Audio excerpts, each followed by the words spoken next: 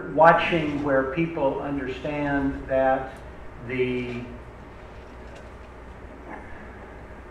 insane policy of forcing a state legal marijuana business to be conducted on an all-cash basis. Actually, I have, thank you for reminding everybody how old I am. I've been working on this issue for a long time.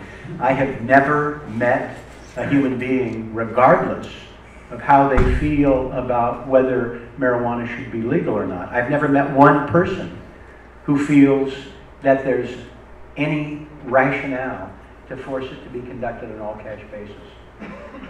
And we're gaining support. We have bipartisan support for legislation to deal with fixing that item. And 280E, I met with several hundred tax practitioners this morning, several of whom were really concerned that, again, state legal marijuana businesses cannot fully deduct their business expenses. So they have an effective tax rate that's 2, 3, 4 times what a typical business would have. And when I introduced that legislation at my press conference was Grover Norquist, the Republican, you know, no tax pledge guy who convenes all the conservative activists in Washington, D.C. on a weekly basis. And Grover was there, sort of indicating that this is not partisan.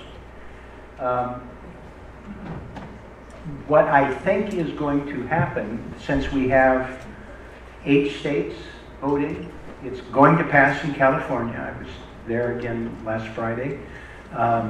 Going to Arizona this week where it's ahead. Medical marijuana will pass in Florida, I predict, with at least a 70% yes vote. And even though it's just medical, Florida will become the second largest legal marijuana market in America. So what you are seeing is the momentum that is building.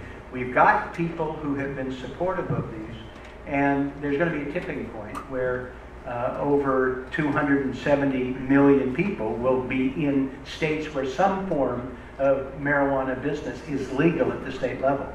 So I think the dam's going to break. We're going to get an opportunity for the banking to be taken care of, the 280E, and ultimately I think we're going to also have the dam break as it relates to research. There's been a little loosening with DEA. We have bipartisan support for a piece of legislation that would really enable marijuana research to be conducted with the same sort of provisions and safeguards as other controlled substances, which now it's more stringent for marijuana.